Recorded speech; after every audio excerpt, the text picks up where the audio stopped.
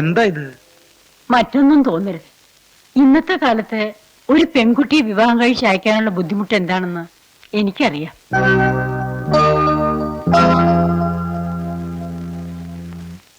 ഇതിൽ 40,000 രൂപയുണ്ട്. നിങ്ങൾക്ക് എന്താ പലിശയ്ക്ക് കൊടുക്കുന്ന ഏർപ്പാടുണ്ടോ?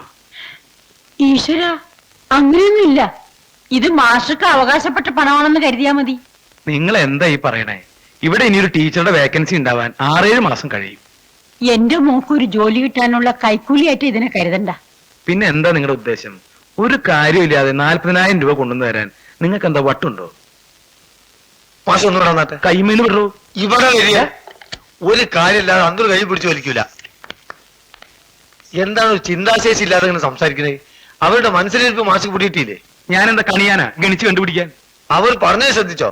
ഇത് മാഷക്ക് അവകാശപ്പെട്ട പൈസ ആണെന്ന് കൂട്ടിക്കോളിന്ന്. എന്താണ് അതിന്റെ അർത്ഥം? എന്താ? അവരതൊരു സ്ത്രീധനായിട്ടാ തരുന്നത്. ഈ വയസ്സുകാലത്ത് എന്നെ കൊണ്ട് 3ാമതൊരു കല്യാണം കഴിപ്പിക്കാനുള്ള പ്ലാനാണ് നിന്റെ അല്ലേ? 2 ഉള്ളതിനെ കൊണ്ടു നടക്കാനുള്ള പാട് എനിക്ക് ഈശ്വരന് മാത്രമേ അറിയുള്ളൂ. അന്ത്രു, നിന്റെ തല ഈ ചുമരമ്മ കൂട്ടി ഒരു അതല്ലാന്ന്. പിന്നെ നമ്മളെ കൃഷ്ണൻകുട്ടിയെ കൊണ്ട് ഓരോ മോളെ കെട്ടിക്കാൻ ഒരു കണ്ണുണ്ട്. മോന്റെ സ്ത്രീധനം വാങ്ങി മോളെ കെട്ടിക്കല് പുത്തരിയൊന്നല്ലല്ലോ.